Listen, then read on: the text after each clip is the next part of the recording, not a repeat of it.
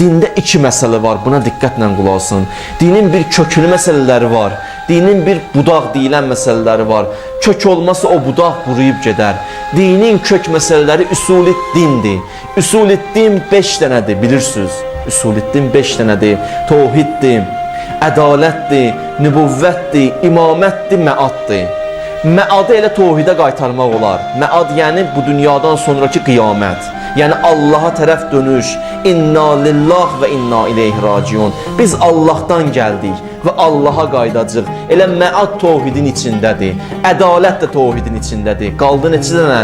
Tevhid, nübüvvət və imamət. Bu üç mövzu dinin köküdür. Dinin köküdür. Qədir Xumda tevhid nübüvvətə tapşırıq verir ki, imaməti izhar elə. Allah Peyğəmbərə tapşırıq verir ki, əlinin imamətini çatdır.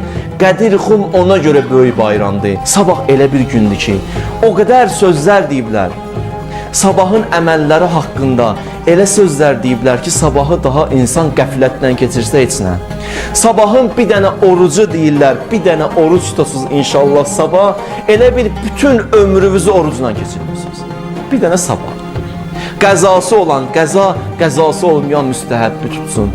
Bir gün sabah tutmağınız elə bir ömür oruç tutdunuz və bununla yanaşı hər ilivizə elə bil Allah deyir, hər ilə, hədis qəribə söz deyir, 100 dənə həccə getmisən, 100 dəfə də ümrə ziyarətini eləmisən, hər ilvə 100 o cürünə savab verər Allah Teala. Ki sabah bir dənə oruç tutmağına.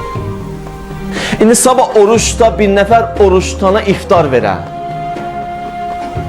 Bir dənə iftar, bir nəfərə üzdə, hədis belədir, bir nəfərə iftar verəsən sabah.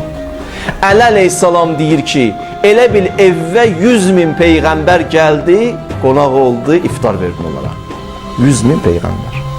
Onun içində İbrahim var, Musa var. 100.000 peyğəmbər adamın evinə gəlsə nə olar? Evi nuraniyyət tapar, evi bərəkətli olar. 100.000 peyğəmbər. Və sabah elə bir gündür ki, Beytul Məmur adlı bir şey var, ev var, Beytul Məmur. Siz ki, həccə gedirsiniz, Kəbəli. Bir dənə də ev var, bir dənə də ev var. Allah onu mələklər üçün qərar verib. Kəbə evinə oxşayır, bir dənə evdə Allah mələklər üçün qərar verib. Mələklər də orada təvaf edərlər.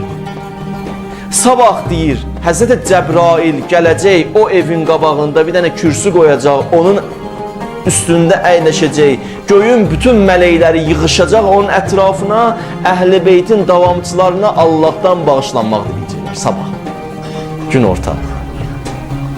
Amma diqqətlə keçirəsən sabah. Sabah bütün mələklər sənin üçün yığışacaqlar Beytul Məmurun ətrafına ki, filan kəs üçün dua edəyək. Allah bağışla filan kəsi. Təsəvvür edə Allahdan sənin üçün bağışlanmaq diləyir. Niyə? Nə üçün belədir? Hamısı Əli əleyhissalamın hörmətinədir.